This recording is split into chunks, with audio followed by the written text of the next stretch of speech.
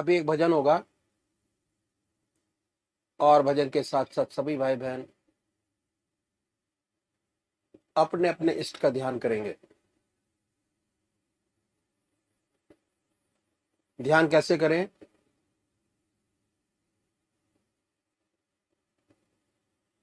अखिल भारतीय संत मत सत्संग की तरीकत मैं आपके सामने रखता हूं।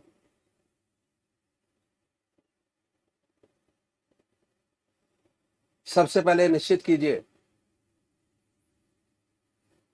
कि परमात्मा की कौन सी मूर्त, कौन सी सूरत, कौन सी शक्ल आपको सबसे ज्यादा प्यारी लगती है। मूर्ति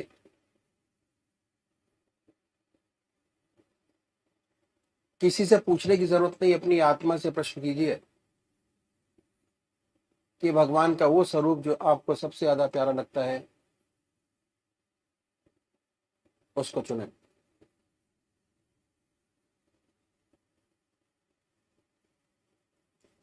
उसके बाद किस नाम से आप उनको याद करेंगे उसको भी चुने। मंत्र तो क्या हुआ, दो चीज आपने चुनी, एक अपना इष्ट देव और एक मंत्र। उसके बाद पूजा के स्थान पर जाइए, जिस स्थान पर बैठे हैं, जिस आसन पर बैठे हैं उसी आसन पर बैठे, बड़े प्यार से धूप बत्ती अगरबत्ती जलाएं, बड़े आराम से बैठिए और बैठने के बाद ये महसूस कीजिए कि आपका इष्ट शरीर आपके सामने विद्यमान है।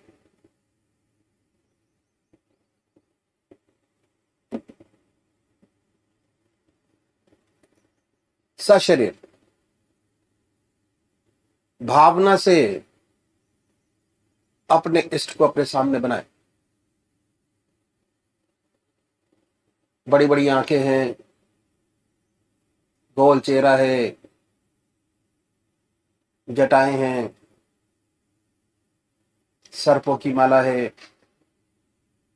ख्याल से बाई थॉट उसमें इतने लीन हो जाए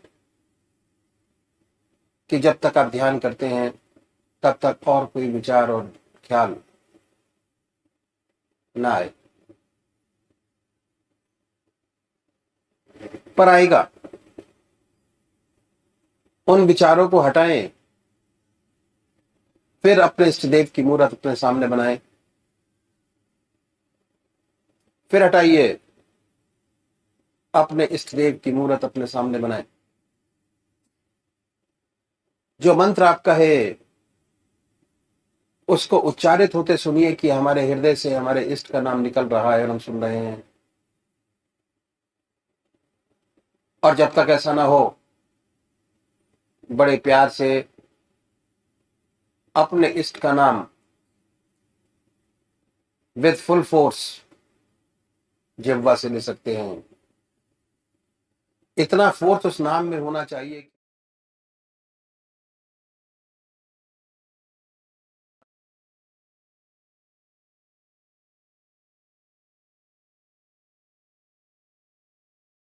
ध्यान करें,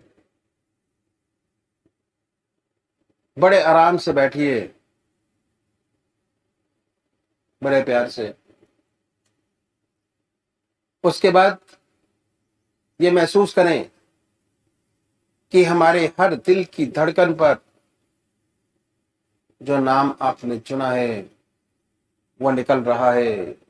हृदय ओम ओम कह रहा है, अब पूरे शरीर में वाइब्रेट करता है।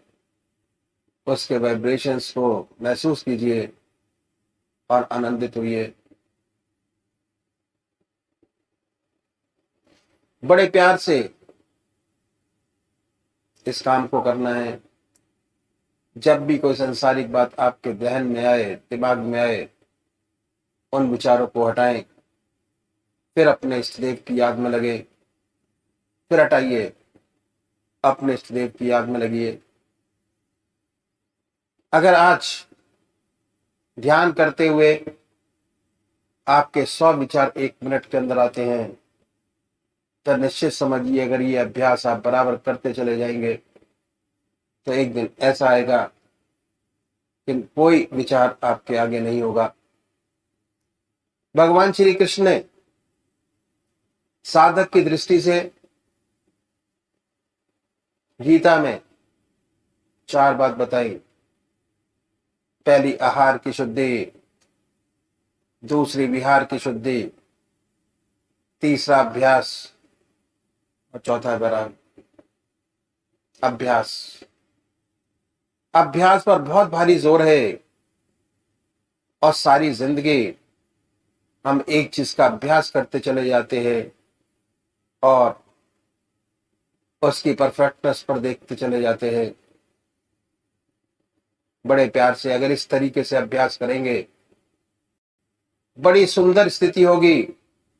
जब भी आप अपने इष्ट देव के चरणों में विश्राम चाहेंगे, बड़े प्यार से विश्राम मिलेगा, ना कोई दूसरा विचार रहेगा ना ख्याल, और हमारी आत्मा हमारे मन को देखती रहती है, वो बताती है कि हम क्या सोच रहे हैं। जब विचार हट जाए, अपने इष्ट देव के चरणों में फिर दोबारा उस चीज को पकड़े, अपने इष्ट देव को दोबारा अपने इष्ट देव में ध्यान लगाइए। तो अभी एक भजन होगा और भजन के साथ साथ सभी भाई बहन अपने अपने इष्ट का ध्यान करेंगे। जन्म जन्म तक रंग न उतरे, ऐसी रंग दे श्याम चुनरिया, श्याम चुनरिया। जन्म जन्म तक रंग न उतरे, रंग न जिस पर चढ़े दूसरा, और न जो फीका पड़ जाए, उसी प्यार के रंग में रंग दे। जो दिन दिन दूना गहराए, जिसके रहते ढले न यौवन, भार न हो कभी उमरिया। जन्म जन्म तक रंग न उतरे,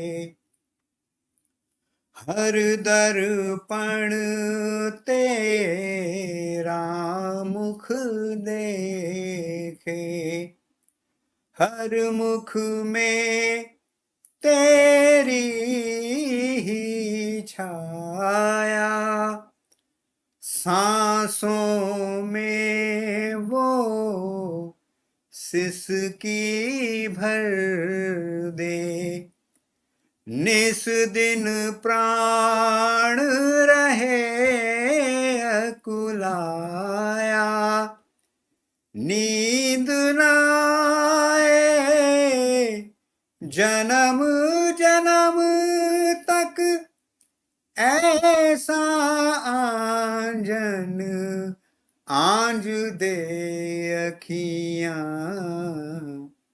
जन्म जन्म तक रंग न उतरे, आज वही धुन छेड़ मधुरतम, जाग उठे यादों का मधुवन, ब्रह्मनाद में ऐसा डूबूं, टूट जाए माटी के बंधन, सुध न रहे मेरे तन मन की, ऐसी आज बजा रे बांसुरिया, जन्म जन्म तक रंग न उतरे, ऐसी रंग दे श्याम चुनरिया, श्याम चुनरिया,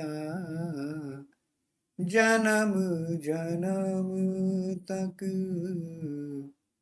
रंग ना उतरे। परमात्मा तू ही है।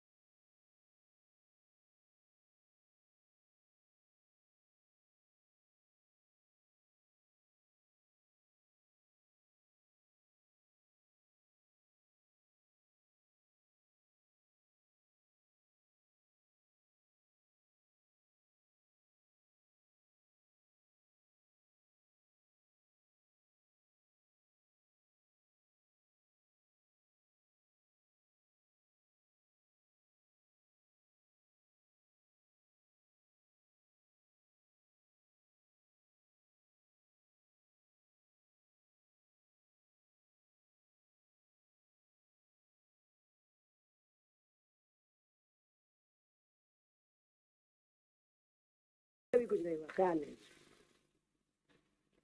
ये सत्य निष्काम कर्म है, ख्याल तक नहीं हुआ। और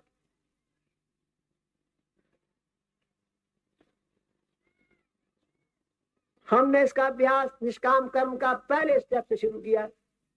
जब हम रात को सोते हैं, सेल्फ इंट्रोस्पेक्शन करते हैं, तो क्या करते हैं कि जो अच्छे काम सोचते, अपनी आत्मा से पूछते हैं कि आज कोई अच्छा काम हमसे बना जिससे दूसरों की आत्मा को सुख और शांति पहुंची। अगर कोई बना है तो उसे भगवान कर पाता है, प्रभु आपने किया, मैंने। ओ लॉर्ड, यू क्रिएटेड सर्कमस्टांसेस। प्रभु आपने अवसर दिया, ये अच्छा काम हो गया, वरना इसमें कहाँ शक्ति है किससे कोई अच्छा काम बने। हाँ, भगवान कर पाते। और बुराइयों को हम दूर करना शुरू कर देते, एक एक छोटी छोटी पकड़ के दूर करते चले जाते हैं। परमात्मा से प्रार्थना करते हैं कि हमारी ये बुराइयां दूर होती जाए, एक एक छोटी पकड़ते हैं, एक एक करके दूर करते चले जाते हैं। और जब 24 घंटे के ध्यान पर पहुंचते हैं तो हृदय मलिनता, हृदय की सारी मलिनता दूर हो जाती है। मलिनता रहती नहीं है। जहां प्रभु का बात सच्चा है वहां मलिनता नहीं, बुराई रहती नहीं। हमारी सारी बुराइयां छूट जाती है, लुप्त हो जाती है, एक भी बाकी नहीं रहती। और अच्छाइयां सब भगवान के अर्पण हो जाती है। तो कुछ करता नहीं, जो कर रहा है तो प्रभु कर रहा है। ये बात है। जो सच्चा ऊंचा संत है उसका कदम कभी गलत नहीं पड़ता है। गलत मत समझिए, लोहे की जरूरी है, सोने की जरूरी है, गलत मत समझिए, नहीं तो बड़े चक्कर में पड़ जाएंगे। बहुत बारीकी है, उसका गलत पैर पड़ता नहीं, उसमें बुराई रहती नहीं। जैसे 24 घंटे प्रभु की याद है और जितनी अच्छाइयां हो भगवान करता हो जाती, उससे अच्छा कभी कुछ होता। सपने में भी ख्याल नहीं होता कि उससे कोई अच्छाई संसार की हो रही है या उससे कोई सेवा बन रही है। सपने में भी ख्याल नहीं होता। जो करता है ईश्वर करता है, परमात्मा करता है, उसका मालिक करता है, वो कुछ नहीं करता। कबीर साहब ने संत महात्माओं, योगी और यतियों के लिए एक बहुत सुंदर बात कही। He was a very great saint। और मैं उनका नाम इसलिए लेता हूं कि कुछ उन्हें मुसलमान कहते हैं, कुछ हिंदू कहते हैं। हिंदुओं में तो भक्तमाल अगर आप पढ़े तो ऐसे हजारों संतों की गाथाएं हैं जो आंसू आपके निकल निकल के रह जाए। भक्तमाल पढ़िए, मैं संतों की गाथाएं आंसू बह बह के रह जाए। कबीर साहब का नाम मैं इसलिए लेता हूँ तो मुसलमान उन्हें मुसलमान कहते हैं, हिंदू हिंदू कहते हैं। ऐसा व्यक्ति इसलिए मैंने छाटा। कबीर साहब ने कहा है संतों, योगी और यतियों के लिए क्या कहा है कि नाहक मूल गवाइया जो आप बना करता है, और उससे संसारी भला जो सदा रहे डरता। नाहक मूल गवाइया जो आप बना करता। बड़े भारी योगी हैं, यति हैं, बड़ी तपस्याएं आपने की हैं, अगाध तपस्या के बाद रिद्धियां सिद्धियां प्राप्त की हैं। और अगर उन रिद्धि सिद्धियों के द्वारा आप संसार की सेवा कर रहे हैं, खुद ये समझते हैं कि आप कर रहे हैं, युवा दीदी है, आप संसार का कल्याण कर रहे हैं, संसार की भलाई कर रहे हैं, तो आपने सरा से इंटरेस्ट के लिए, थोड़ी ख्याति के लिए अपना सब कुछ बर्बाद कर लिया, प्रिंसिपल भी बर्बाद कर लिया। अरे ऐसा विचार है। सच्चे भक्त के तो सपने में भी ख्याल पैदा नहीं होता कि उससे कभी कुछ होता है। उसका हृदय तो प्रभु के चरणों में लगा रहता है, उसका मालिक ही करता है जो कुछ करता है।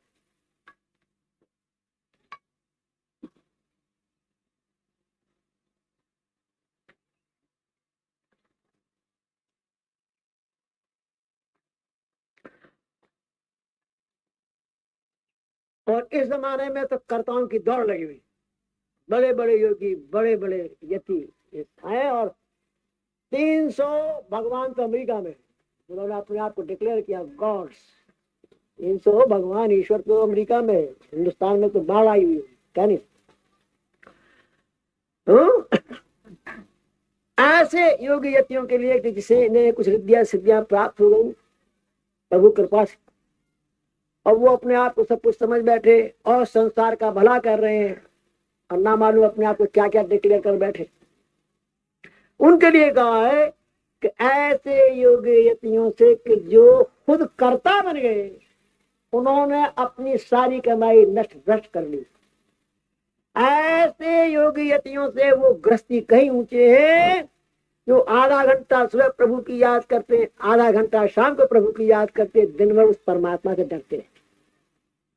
उनकी तपस्या कहीं ऊंची। और कबीर साहब का अपना जीवन कैसा था, उसकी एक मिसाल मैं आपके सामने रखूं।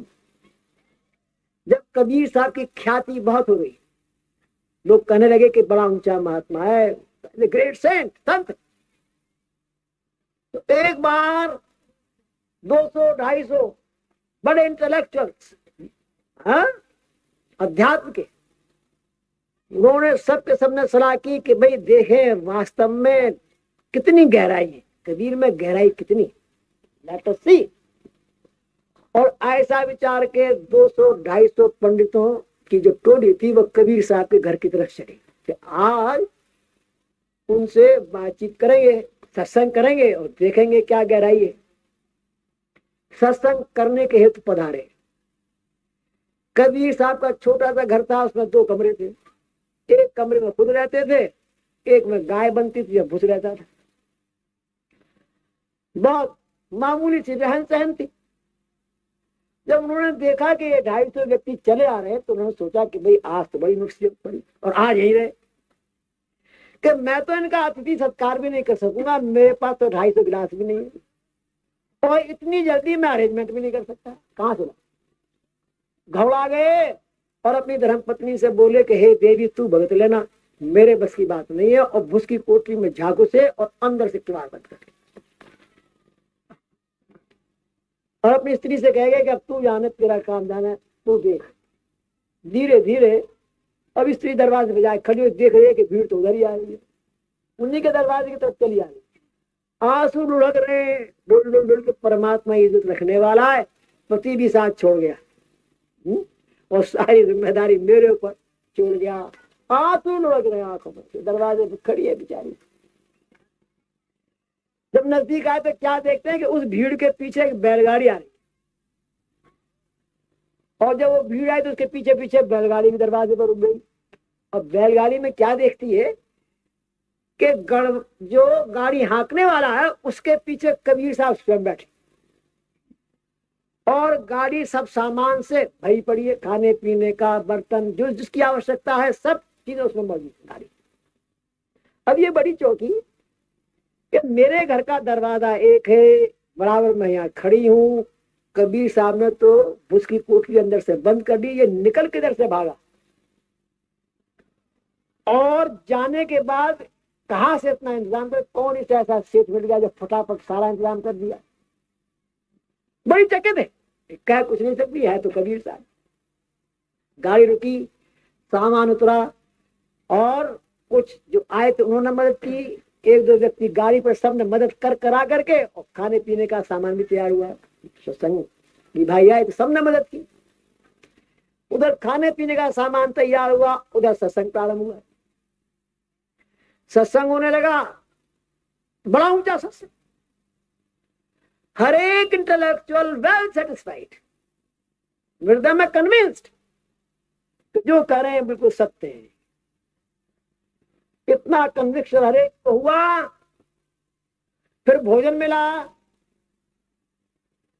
आध्यात्मिक भोजन मिला और खाना भी अच्छा मिला। अच्छी प्रकार जब निवृत्त हो गए और जब चलने लगे तो सब मिलके कबीर साहब की बड़ी तारीफ करने लगे। क्या कहने भाई, जैसा सुना उससे कहीं ऊंचा पाया, बड़ा रिद्धिसिद्ध पुरुष है, क्या कहने। जब ये तारीफ कर रहे थे तो जो असली कबीर साहब थे वो तो भूस की कोठरी में बंद थे। जब उन्होंने ये तारीफ सुनी तो उनसे नहीं रहा गया कि बोले कि आज सारा बर्बाद हुआ, आज जिंदगी की सारी कमाई गई। फट से दरवाजा खोला, कूद पड़े, ये कूदे और वो गायब हो गया जो अब तक था। अब ये रो रहे हैं, सबके चरणों में गिर रहे, हाँ, और क्या कह रहे, ना कुछ किया न कर सका, ना कुछ किया न कर सका, ना कुछ किया शरीर शरीर से में आपकी कोई सेवा नहीं कर सकती। ना कुछ किया न कर सका, ना कुछ किया शरीर, और जो कुछ किया सो हरि किया। और कहत कबीर कबीर, आप मेरे पे क्यों लांछन लगा? जो किया परमात्मा ने किया, उस हरि ने किया, मैंने तो कुछ किया नहीं। मैं शरीर से ही कुछ नहीं, रो रहे हैं, बिलख रहे। और ये लोग बड़े, कितनी ह्यूमिलिटी है। तो ये है सच्चे भक्त। ऐसी निष्काम कर्मता जब आ जाती है, इसमें स्थिति हो जाती है, तो परमात्मा का सच्चा ब्लिस, सच्ची कृपाधार पृथ्वी पर उतरती है, जिनसे साधकों की आत्माएं सिंच जाती हैं, प्रेम से भर जाती हैं, प्रभु के प्रेम में भर जाती है। फिर वे प्रभु के प्रेम में सराबोर हो जाती, वो कृपाधार प्रभु की उतरती है। ऐसा जब निष्काम कर्म में आरूढ़ता पैदा होती, ये है सच्ची निष्काम कर्म। मुझे एक और संत का किस्सा याद आ गया, वो भी मुसलमान संत थे, रहीम साहब।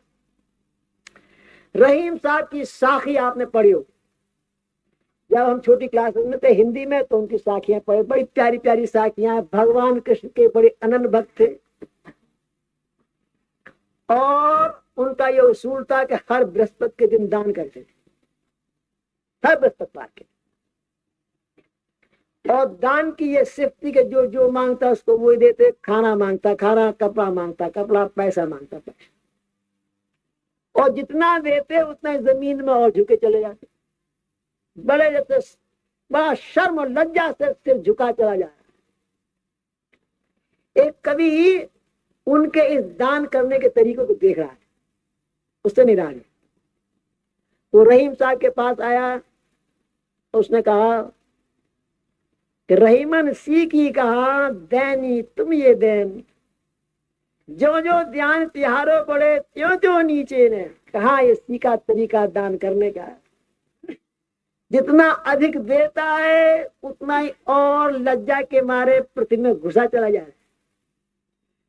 दुनिया तो साइन बोर्ड लगाती है, बड़े बड़े अखबारों में निकालती है, बड़े बड़े पत्थर लगाती है, कोई पंखा भी देता है तो उसमें भी लगा देता है कि इसकी स्मृति में दिया गया।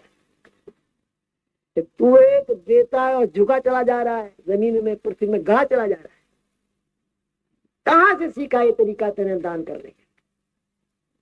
रहीम साहब ने बड़ा सुंदर जवाब दिया, रो पड़े और रोकर कहने लगे कि देने वाला और है, देता है दिन रैन। देने वाला और है, देता है दिन रैन। और लोग ब्रह्मों पे करें ताते नीचे न। लज्जा से शर्म से मरा चला जाए।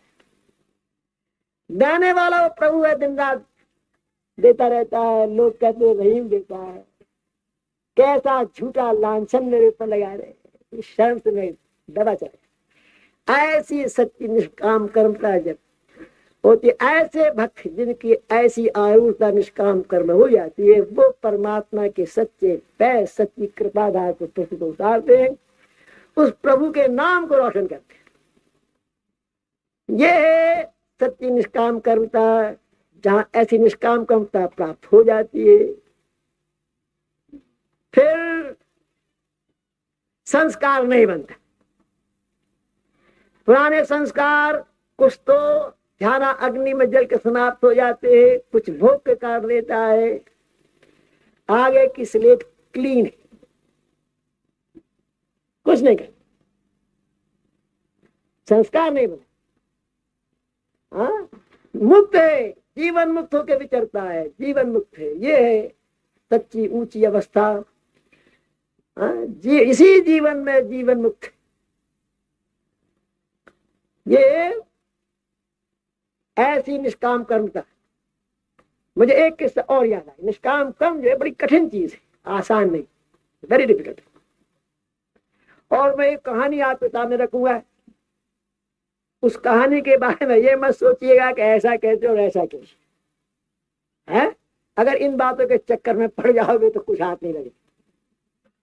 आप जो उसका सारांश है उस कहानी का, उसको पकड़िए और उससे फायदा उठाइए। एक राजा था, बड़ा विद्वान था, उसने बहुत अध्ययन किया और वेदांत का बाद अध्ययन किया, और अध्ययन करने के बाद इस निर्णय पे पहुंचा कि गुण गुणों में बरत रहे, प्रकृति प्रकृति में बरत रही है, आत्मा तो स्वच्छंद है, आत्मा कुछ करता नहीं। Soul is only a seer not a doer, करती कुछ नहीं है, आत्मा कुछ नहीं करती। उसने पढ़ लिया, लिख लिया, और जब आचरण जो था वो उसका ऐसा था कि जब अच्छे काम करता और दूसरे तारीफ करते तो उसे बड़ी खुशी हासिल होती है, क्या बड़ी प्रेज हो रही है, इज्जत मिली। और अगर कोई खराब काम हो जाता, पाप कर्म, तो उसको छिपाने के लिए कहता गुण गुणों में बरत रहे, प्रकृति प्रकृति में बरत रही है, आत्मा तो स्वच्छंद है, मैंने तो कुछ किया नहीं, आत्मा ने कुछ नहीं किया, मैं इसका कोई पश्चाताप करने की मुझे कोई आवश्यकता नहीं है, मैं कुछ करता ही नहीं। ये उसका रवैया था, चलता रहा। और वो अपने आप को बहुत श्रेष्ठ आध्यात्मिक व्यक्ति भी मानता रहा कि भाई मैं बड़ा श्रेष्ठ आध्यात्मिक व्यक्ति हूँ, बड़ा ज्ञानी हूँ, सच्चा ज्ञान मुझे है। एक बार क्या हुआ कि राजा शिकार खेलने गया, शिकार खेलने जाते हैं, शिकार खेलने गया। सुबह से शाम तक उसने बहुत दौड़ धूप की, लेकिन कोई शिकार हाथ नहीं लगा, एक खरगोश भी नहीं मरा, चीता शेर की बात तो अलग है। तो सोचने लगा कि अब मैं जब लौट के जाऊंगा तो मेरे मिनिस्टर्स भी मजाक बनाएंगे, मेरी रानियां भी मजाक बनाएंगे कि खाली लौट आए। मैं सोच में पड़ गया क्या करना चाहिए। ये सोच विचार रहा था, सायंकाल हो चुकी थी, सूरज छिप गए थे, थोड़ा थोड़ा उजाला सा था, छुटपुटा सा। एक नील गाय, जंगली तालाब होते पूंछ जिनको कहते हैं, जो पानी की, उसमें जल पीने आई, नील गाय, जंगली गाय। और वो जब पानी पीने लगी तो उसकी आवाज हुई। इस राजा ने सोचा कि कोई शेर चीता ही होगा, रात में ऐसे बियाबान जंगल में कोई खूंखार जानवर पानी पी रहा है, अगर मैं गया तो मेरी पैर की आहट से भाग जाएगा, इसलिए शब्द वेदी बाण लगा। तो उसने शब्द वेदी बाण लगाया। शब्द वेदी बाण का लगना था, गाय रंबा के गिर पड़ी, और गाय के रंबाने की आवाज हुई तो इसके कलेजे पर चोटी पहुंची, अरे तो गऊ हत्या हुई, गाय मर गई। आया तो आके उसने देखा कि एक नील गाय तीर खाए पड़ी। इसने तीर निकाला, गाय ने प्राण छोड़ दिए। उसके बाद जो गौ हत्या थी, उसने कहा कि भाई राजन तू पश्चाताप कर, नहीं तो अपने पाप को भुगत, मैं तेरे सिर पर सवार। तो राजा बोला कि मैंने कुछ नहीं किया, मैं तो आत्मा हूं, मैं कभी कुछ करता ही नहीं, प्रकृति प्रकृति में बरत रही है, गुण गुणों में बरत रहा है, मैंने ना पुण्य किया ना पाप किया, मेरा तो कोई वास्ता। अब गौ हत्या क्या करे? अच्छा वो भगवान जी के पास गए कि विष्णु भगवान के पास गए कि प्रभु एक ऐसा राजा है, तीर से मुझे मार दिया और कहता है कि गुण गुणों में बरत रहे, प्रकृति प्रकृति में बरत रही, आत्मा तो कुछ करता नहीं, मैंने तो कुछ किया नहीं, मैं तुझे लेने के लिए तैयार नहीं। अब प्रभु बताओ मैं कहाँ जाऊं? भगवान ऐसा कोई बात, भगवान ने उसको ब्राह्मण का रूप दिया, गौ हत्या, और अपने आप भी ब्राह्मण का रूप धारण किया। अब ये दोनों बहुत सुंदर ब्राह्मणों का स्वरूप धारण करके और राजा के राज में पहुंचे। दरबार ने खबर दी कि बहुत बड़े विद्वान दो पंडित कहीं बाहर से आए और आपसे मिलना चाहते हैं। उनका लाइए। जब अंदर घुसने लगे तो राजा भी चौंका, करे ये तो बड़े दिव्य मूर्तियां हैं। तो फौरन राज सिंहासन छोड़ के आया उनका आगमन करने के लिए। आगमन किया, उन्हें एक स्पेशल महल में ठहराया, बड़ी आवभगत की। और जितनी आवभगत करता रहा, और उनके तेज से, उनकी विद्वता से और भी श्रद्धा उसमें बढ़ती रही।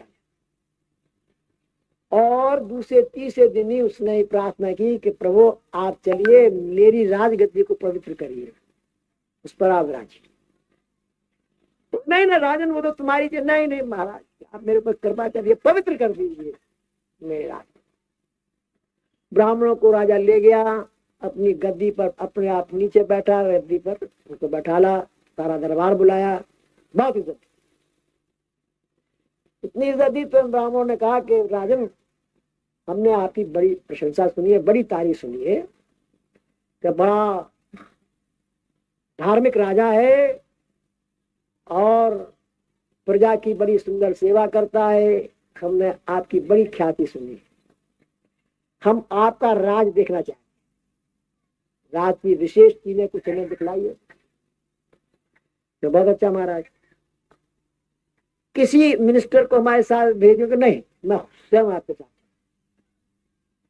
राजा स्वयं उन ब्राह्मणों को ले गया पहले भगवान कृष्ण के मंदिर में। भगवान कृष्ण का उसका इष्ट, बहुत प्यारा मंदिर बनवाया था, लाखों रुपया लगा के मंदिर बनवाया। उस जमाने के लाखों की, बहुत आज के तो करोड़ों के बराबर लगा के, बड़ी लागत लगा के बहुत सुंदर मंदिर बनाया था। उसके साथ एक बहुत बड़ी स्टेट लगा दी थी,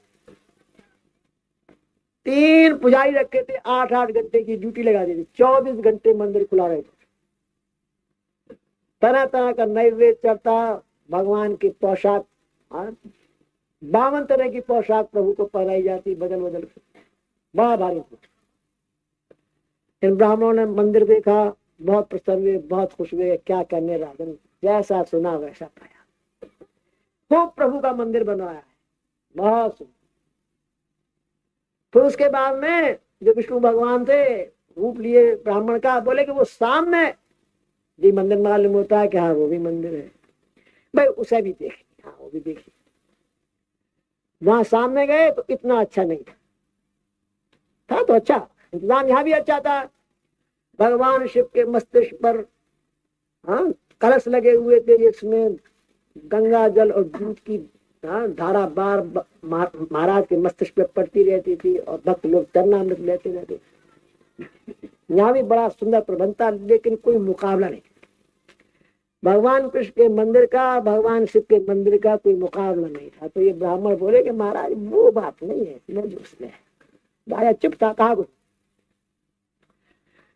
और राजा ने अपने राज की और मुख्य मुख्य चीजें दिखलाइए। तो फिर उन्होंने दिखाना शुरू किया कि भाई ये पाठशाला है, ये स्कूल बनाए। धीरे धीरे वो ये कहने लगा कि ये मैंने स्कूल बनवाया, इसमें इतनी क्लासेस है, ये मैंने धर्मशालाएं बनाई, ये मैंने बावड़ियां बनाई, ये कुएं बनवाए। धीरे धीरे मैं आना शुरू। फिर उन्होंने कहा कि भाई हमने सुना है कि तुम्हारे यहाँ की नेशनल म्यूजियम बहुत बढ़िया है, हम उसे भी देखना चाहेंगे। कहा करूँ, चलो नेशनल म्यूजियम में ले गया। और वहां तो एक एक चीज दिखाने लगा कि साहब ये इतनी पुरानी है, इतने कारीगर लगवा के मैंने इसे ठीक करवाया, मैंने इतना पैसा खर्च करके इसे मंगवाया। हर चीज में मैं लगता चला गया। जब मैं खूब हो चुका, तब भगवान ने गौ हत्या को इशारा किया, तो वो शरीर छोड़ के गौ हत्या प्रकट हो गई। बोले राजन, कृष्ण का मंदिर तैने बनवाया, शिव का मंदिर तैने बनवाया, बावड़ियां तैने खुदवाई, स्कूल तैने बनवाए, धर्मशाला तैने बनवाई, तो ये गौ हत्या किसने की?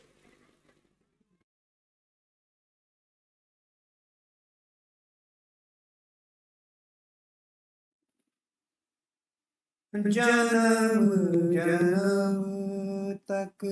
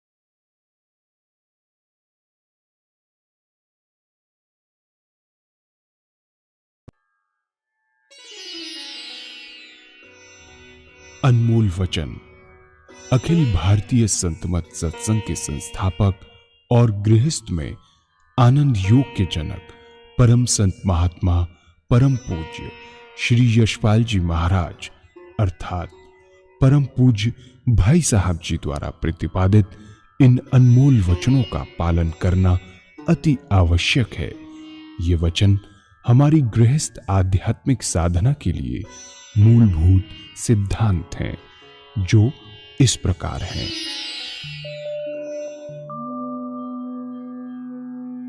हम दुनिया की हर चीज की कीमत आंकते हैं, अपने मानव जीवन की कीमत भी जाने व परमात्मा की प्राप्ति हेतु साधना करें। मनुष्य योनि एक उपहार है, इसीलिए परमात्मा को धन्यवाद देते हुए आधा घंटा प्रातःकाल, आधा घंटा सायंकाल पूजा अवश्य करें। सत्संग, सतनाम व सद्गुरु को प्राथमिकता देते हुए इसी के आधार पर ध्यान योगाभ्यास अवश्य करें व गृहस्थ के कार्यों को परमात्मा का कार्य समझकर उसी की याद में संपन्न करें। हर समय ये ध्यान रहे कि गुरु कृपा द्वारा परमात्मा की पवित्र सत्ता का हमारी आत्मा में वास है, अतः मन में निरंतर अपने इष्ट देव का जाप करें। मान सम्मान की इच्छा ना करें व अपमान से दुखी ना हो। परमात्मा के अतिरिक्त किसी और का भय ना करें। दूसरों की बुराई न करें, न सुने, सत्य व मधुर बोलें, अश्लील शब्द मुंह से ना निकालें, सभी से नम्रतापूर्ण व सुंदर व्यवहार करें।